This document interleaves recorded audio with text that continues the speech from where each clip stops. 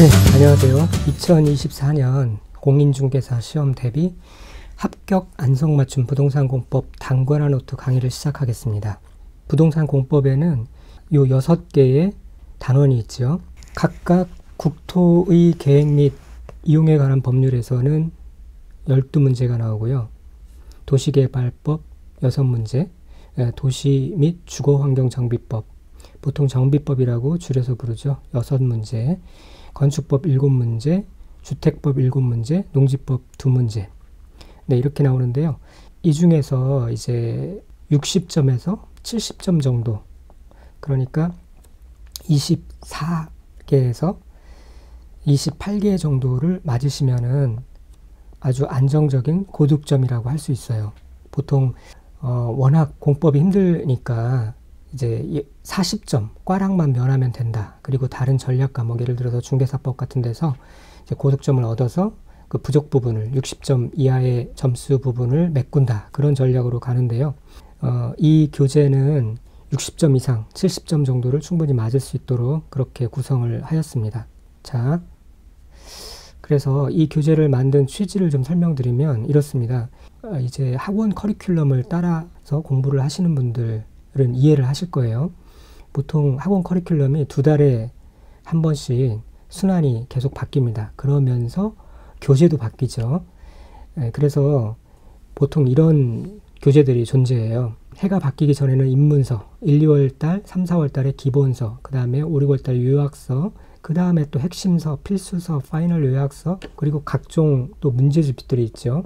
그리고 나중에는 이제 수많은 또 프린트물까지 존재합니다. 그러다 보니까 과목당 이 전체 과정을 따라가면서 교재를 어쩔 수 없이 구입하실 수밖에 없도록 그렇게 만들어 가는데, 교재를 쌓아놓으면은 아마도 한 50cm 이상은 될 거예요. 뭐 7, 8권, 10권 정도가 존재하겠죠. 자, 그러면은 과목당 그 많은 수천 페이지 되는 그런 교재들을 다 제대로 공부할 수 있을까요? 이 교재에 익숙해질만 하면 또 저 교재로 바뀌고, 그래서 오히려 또 혼선만 초래하고 학원은 돈은 벌지만 수험생은 돈과 시간을 버리고 정작 원하는 목적을 달성하기가 어려워지는 그런 결과가 초래됩니다. 그래서 이런 문제점들을 사실은 다 알고 있는데, 이제 우리가 학원 강의를 통해서 내용을 이해하고 또 접근할 수밖에 없는 구조이기 때문에 어쩔 수 없이 그런 커리큘럼을 따라가면서 책들을 구매할 수밖에 없는 거죠. 이런 문제들을 좀 해결하고자 이 교재를 만들었습니다. 자, 모든 자격시험의 합격에 관한 유일한 진리는 좋은 교재 한 권을 잘 선택해서요, 그것을 잘 익히고 또 그것을 계속 반복하는 것이죠. 이것이 거의 진리와 같습니다. 그래서 이러한 목적에 부합하도록 최소 노력으로 최대 효과를 거둘 수 있도록 이 한 권으로 시험 마지막 순간까지 이 한 권으로 끝낼 수 있도록 그렇게 만들었어요. 그러니까 지금부터 진행하는 강의와 이 교재를 통해서 일단은 내용을 잘 숙지를 하시고 그 다음에 계속 반복을 하면서 끝까지 이 한 권으로만 공법을 공략하시면 됩니다. 자, 그렇게 한다 그러면 험난한 수험 공부 일정의 가장 큰 장애물이었던 이 부동산 공법이 든든한 지원군이 될 거예요. 자, 효자 과목이 될 것입니다. 그렇게 될 수 있도록 만들어 드리겠습니다. 자, 그러면은 이제 이 책의 특장점을 간략하게 설명드리면서 강의에 들어가도록 하겠습니다. 합격 안성맞춤 공법 단권화 노트의 특장점. 일단 다양한 암기 코드를 정리를 했어요. 기존에 존재했던 암기 코드도 있고요. 그 다음에 이제 제가 만든 암기 코드도 있는데, 꼭 암기해야 할 사항에 딱 들어맞는 암기 코드를 적용해서 시간과 노력을 절약할 수가 있을 것입니다.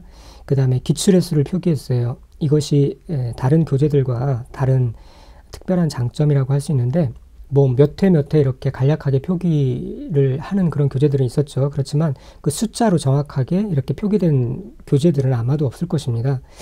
그래서 이 자격시험에, 이 공법뿐만 아니라 모든 자격시험의 60% 이상은 기출지문에서 반복되죠.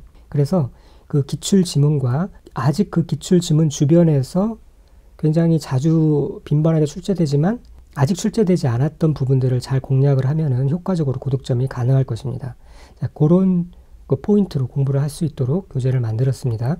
그 다음에 날개 부분에는 이 교재에 이렇게 날개 부분이 있는데요. 이 날개 부분에는 오답 위주로 헷갈리기 쉬운 기출문제를 수록해서 실전 감각을 높였습니다. 왜냐하면 이 본문만 보면은 그냥 평범한 지문 같아서 시험 문제 나오면 속아 넘어가기 쉬워요. 그러나 기존 기출지문들을 통해서 이 평범한 지문들이 어떻게 예를 들면 바꿔서 장난쳐서 오답으로 만들었는지 또는 맞는 답으로 만들었는지 그것들을 확인하면서 공부를 하면은 아주 입체적으로 공부를 할 수 있겠죠. 그래서 이 페이지 날개 부분에 이러한 기출지문뿐만 아니라 암기 코드 또 내용의 진행 상황을 파악할 수 있도록 목차 수록하였고요. 주의사항, 참고사항, 각 법률 간 비교사항들을 수록하면서 내용의 이해를 도왔습니다.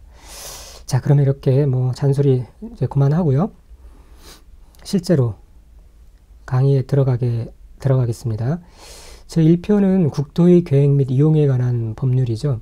이렇게 총칙, 광역도시계획, 도시군 기본계획, 도시군 관리계획, 개발행위 이렇게 5절로 이루어졌고요. 자, 이 부분은 나중에 이제 다시 설명드리겠지만 잘 이해하시면 공법 전반에 걸쳐서 수없이 많이 나오는 지문이니까요. 예를 들어서 특별시, 광역시, 특별자치시, 특별자치도, 도지사, 시장, 군수, 구청장 이런 말들이 수없이 많이 나오는데 이것들의 구조가 어떻게 되는지에 대해서 좀 이해를 해 놓으시면 편리하게 접근할 수 있을 겁니다.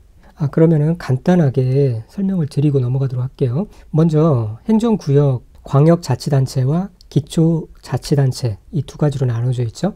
그래서 광역자치단체는 특별시, 광역시, 특별자치시, 특별자치도, 도 이렇게 나눠져 있고요. 그 단체장은 각각 장, 지사 이렇게 붙여가지고 부릅니다. 그래서 이것들을 이제 시도라고 하고요. 여기에 있는 장을 시도지사라고 얘기를 하죠. 자, 그 다음에 기초자치단체에는 시와 군과 구청장이 있는데, 구가 있는데, 이것들은 각각 어떻게 되냐면 도 밑에 있는 것이 시와 군입니다. 그리고 특별시, 광역시 밑에 있는 것이 구죠. 그래서 요 구분을 잘 해야 됩니다. 이걸 잘 못하면 헷갈릴 수가 있죠.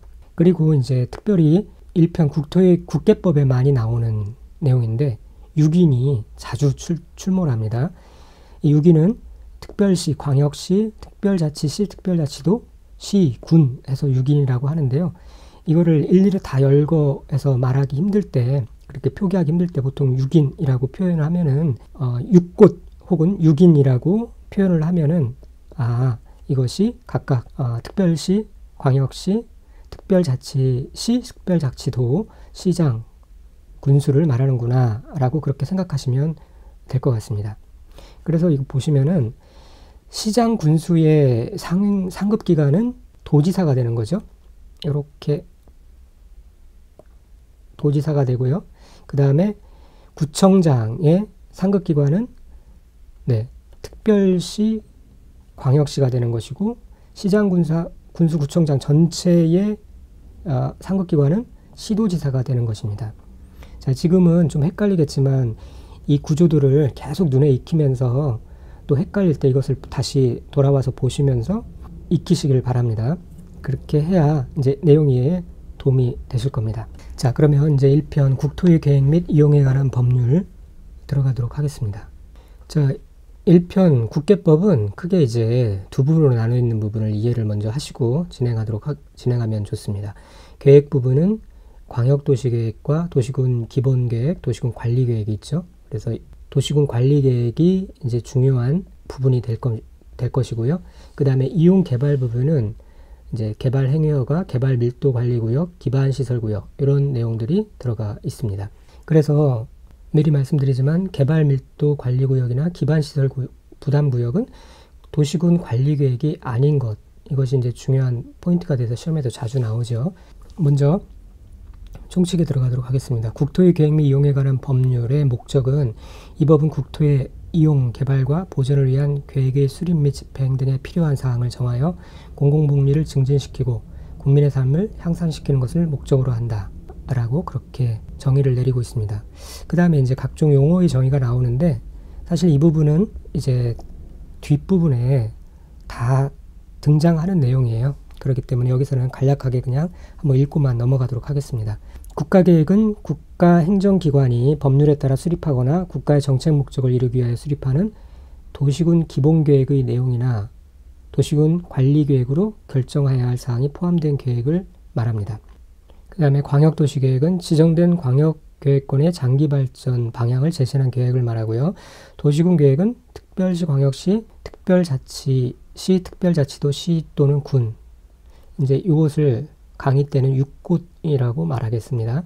6곳의 관할구역에 대하여 수립하는 공간구조와 발전 방향에 대한 계획으로서 도시군 계획과 도시군 관리계획으로 구성되어 있죠. 그래서 이 부분 도시군 기본계획과 도시군 관리계획을 도시군 계획이라고 이렇게 말합니다. 기반시설, 광역시설. 이제 광역시설은 기반시설 중 둘 이상의 도시에 걸치거나 공동으로 이용하는 시설을 말합니다. 도시군 계획시설.